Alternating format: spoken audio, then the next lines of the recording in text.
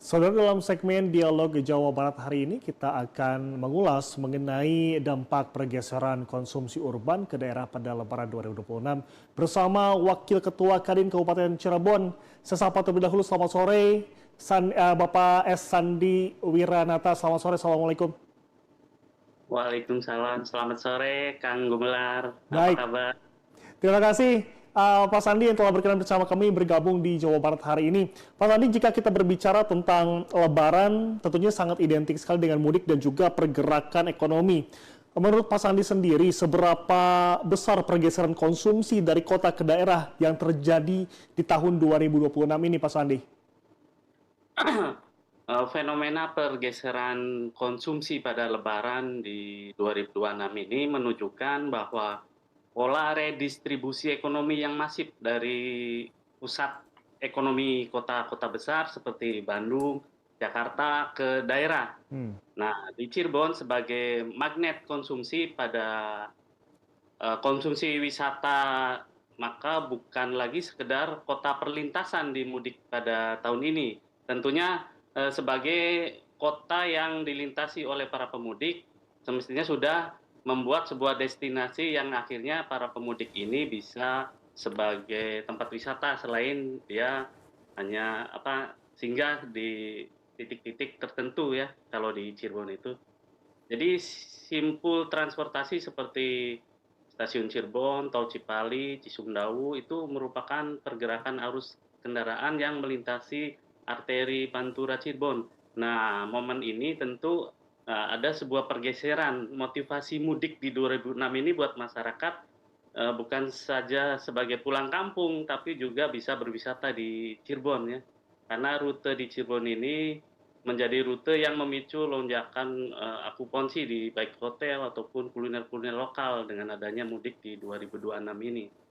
Baik, itu sektor pariwisata menjadi api yang memang menjadi apa ya namanya itu bahan bakar untuk bisa terus memutar roda perekonomian di Cirebon. Kalau misalkan kita berbicara tentang penglihatan atau dari kacamata Kadin sendiri, Pak Sandi, menurut Pak Sandi sendiri, apakah fenomena ini semakin kuat dibandingkan tahun-tahun sebelumnya atau ada penurunan, Pak Sandi? Di tahun ini ada peningkatan ya Hmm. di pariwisata dan kuliner. Karena dengan adanya mudik di 2026 ini berbeda dengan mudik tahun lalu. Ketika mudik tahun ini sudah sedikit sekali angka kecelakaannya ya. Hmm. Angka kecelakaan itu sangat sedikit, kemudian infrastruktur jalanan juga sudah lancar, sehingga menjadi motivasi buat para pelaku usaha terutama di Cirebon itu untuk membangun warung-warung di pinggir jalan yang dijadikan kuliner buat para pemudik di jalanan. Sehingga ini menjadi suatu motivasi buat para pelaku usaha di daerah ya untuk bagaimana menciptakan peluang baru. Hmm. Karena bagaimanapun juga ketika mereka sudah merasakan bagaimana kuliner di Cirebon ini akan ditindaklanjuti dengan mereka bisa berjualan secara online sehingga tidak hanya momen ini untuk dijadikan momentum sementara, tapi ini bisa menjadi acuan untuk pemicu berkelanjutan tentunya. Baik, tentunya sektor pariwisata dan juga kuliner ini yang menjadi sorotan yang tentunya menjadi motivasi untuk masyarakat Cirebon untuk bisa terus menggerakkan roda perekonomian. Pak Sandi, berarti sudah jauhkah pergeseran konsumsi ini mampu mendorong pertumbuhan ekonomi lokal khususnya bagi UMKM di Cirebon, Pak Sandi? Ya, pergeseran konsumsi selama Lebaran ini bukan sekedar tentang fenomena musiman, tentu harus dijadikan momentum untuk mendongkrak pertumbuhan ekonomi daerah. Sehingga sangat masif di daerah ini harus menjadi redistribusi perputaran uang dari kota ke daerah itu terlihat sangat nyata ya ketika memang di musim Lebaran ini karena uang yang dibelanjakan pemudik untuk misalnya kalau di Cirebon itu ada nasi jamblang, ada embal gentong, ada kawasan batik. Dari para pedagang ini mungkin pedagang akan membeli bahan baku dari para petani lokal atau para pengrajin lokal khususnya batik sehingga perputaran uang atau velocity of money-nya itu di Cirebon menjadi meningkat sangat tajam sekaligus menjadi injeksi likuiditas terutama untuk para pelaku UMKM tentunya. Dan kenaikan omset di sektor kuliner ataupun oleh-oleh di wilayah Cirebon, terutama di kawasan Pleret, itu kenaikannya bisa mencapai 200 hingga 400% selama periode 2 minggu sebelum dan sesudah Lebaran ini. Nah, penguatan branding lokal juga ini menjadi sangat sangat menarik tentunya karena merupakan momen mudik ini berfungsi sebagai ajang pameran gratis buat para UMKM daerah.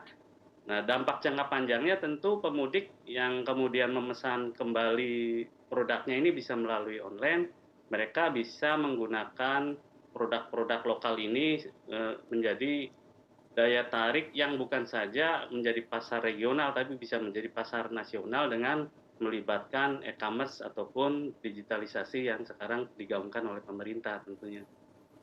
Baik, Pak Sandi, ini menarik ya bahwa tentunya ujungnya ini adalah kemampuan masyarakat untuk memanfaatkan teknologi digital untuk bisa kembali memasarkan produknya. Lalu juga untuk momen ini ada 200 sampai 400% kenaikan yang cukup signifikan dibandingkan mungkin hari-hari sebelumnya. Namun Pak Sandi, menurut kacamata Kadin sendiri, apakah momen ini tentunya UMKM ini benar-benar siap menangkap momen-momen seperti ini, atau mungkin justru di sisi lain masih banyak yang belum optimal dan mungkin di tahun depan atau mungkin di momen selanjutnya ini bisa dioptimalkan, Pak Sandi?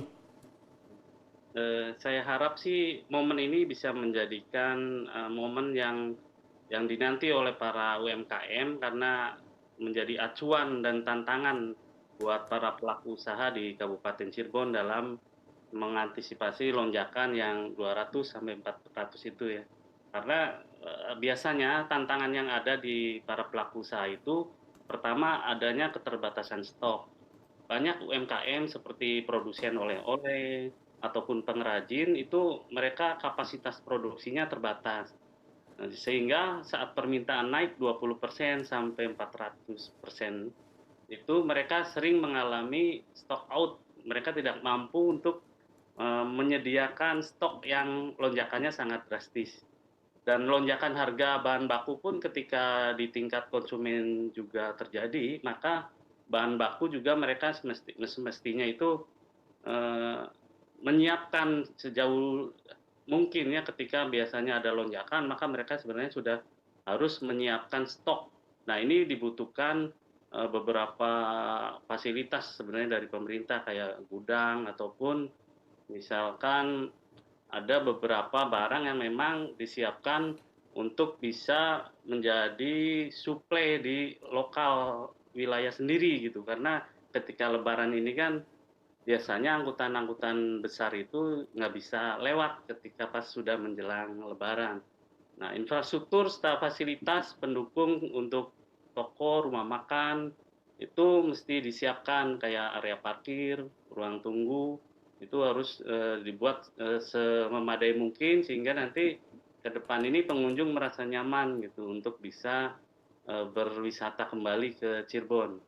Tentunya ini menjadi harapan buat para UMKM di daerah tentu. Baik, ketersediaan stok yang mungkin menjadi tantangan tersendiri bagi para UMKM untuk bisa menghadapi momentum Hari Raya dan juga perputaran uang yang cukup besar. Pak Sandi, bagaimana strategi Kadin Cirebon sendiri dalam memanfaatkan momentum ini agar berdampak jangka panjang bagi perekonomian daerah, Pak Sandi? Sebagai organisasi yang menjembatani pelaku usaha dan pemerintah, Kamar Dagang dan Industri Kabupaten Cirebon memiliki peran krusial tentunya untuk memastikan lonjakan konsumsi tidak hanya menjadi pesta sesaat dalam Lebaran ini, tetapi harus dijadikan momentum untuk bertransformasi menjadi pertumbuhan ekonomi yang berkelanjutan tentunya.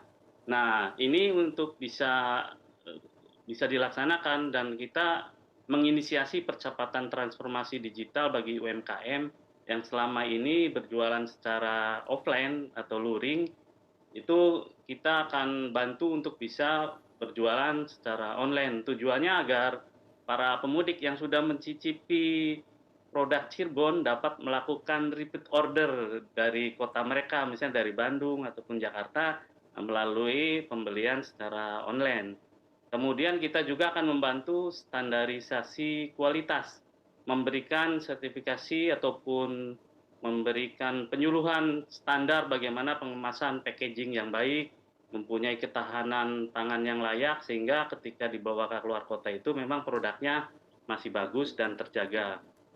Pengembangan ekosistem wisata yang terintegrasi dengan mengkoordinasikan dan kolaborasi antara pemilik hotel, pengusaha, transportasi lokal, kemudian pengelola wisata itu kita akan gabungkan menjadi satu sehingga menjadi kawasan yang memang sangat dibutuhkan apapun yang ada oleh para pemudik ini tersedia gitu. Jadi memang harus terintegrasi.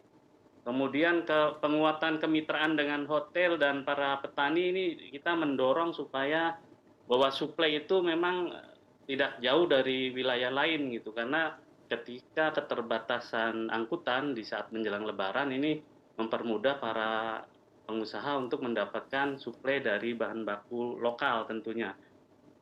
Kadin dapat menjadi suara pengusaha untuk mendorong pemerintah daerah memperbaiki fasilitas pendukung seperti manajemen lalu lintas, parkir, mengusulkan pembangunan kantong-kantong parkir yang terpadu dan strategis seperti di kawasan kuliner dan wisata, agar kemacetan saat musim libur ini tidak mematikan ke toko-toko kecil lainnya tentunya. Dan Kadin Kabupaten Cirebon berupaya mengubah struktur ekonomi daerah, khususnya Kabupaten Cirebon, dari yang semula bergantung pada event tahunan ini diharapkan bisa menjadi ekonomi yang berbasis data dan konektivitas digital yang berkelanjutan tentunya. Baik, Pak Sandi, terakhir menurut Anda, apakah tren pergeseran konsumsi ke daerah ini akan berlanjut di tahun-tahun mendatang, atau mungkin hanya fenomena musiman saat Lebaran? Kalau melihat fenomena ini secara praktis ataupun akademis tentunya bukan sekedar anomali musiman, melainkan awal dari pergeseran struktur ekonomi yang akan terus menguat di tahun-tahun mendatang tentunya. Meskipun puncak terjadi pada Lebaran, ada beberapa faktor fundamental yang menjadikan tren ini bisa jadi permanen. Yang pertama itu perbaikan infrastruktur yang menghapus jarak antara kota ke daerah dengan berbagai fasilitas, misalnya kereta api ataupun jalan tol yang dulu memang terlihat sangat jauh, sekarang ini menjadi sangat dekat, sehingga di akhir pekan pun atau di long weekend tentu ini bisa menjadi peluang untuk para pelaku usaha bisa menarik para wisatawan domestik tentunya untuk berlibur dan mengunjungi Cirebon kembali. Yang kedua tentu ada retensi ekonomi, sehingga diharapkan pemudik yang mencoba misalnya sudah makan pal gentong atau batik ataupun tahu gejrot, barangkali Kang Gumelar sering ke Cirebon, ini akan menjadi pelanggan tetap. Diharapkan nanti selain bisa berkunjung langsung, ini bisa pesan lewat digital gitu, lewat e-commerce atau lewat penjualan online. Nah, insya Allah Lebaran ini hanyalah sebuah katalisator. Nah, tren pergeseran ini diharapkan nanti bisa menjadi sentralisasi ekonomi di daerah yang tentu dibantu dengan teknologi dan infrastruktur digital. Cirebon memiliki posisi geografis yang sangat strategis dan diuntungkan untuk mengembangkan ekonomi Jawa Barat di bagian timur tentunya. Seperti itu kira-kira. Baik, ini menarik ya bahwa tahu gejrot pun mungkin bisa dipesan ya dari jarak yang cukup jauh tentunya Pak Sandi. Pak Sandi, kami ucapkan terima kasih tentunya selaku Wakil Ketua Kadin Kabupaten Cirebon yang telah bergabung bersama kami. Sehat selalu, sukses dengan segala programnya. Terima kasih. Baik, terima kasih. Assalamualaikum. Assalamualaikum warahmatullahi wabarakatuh.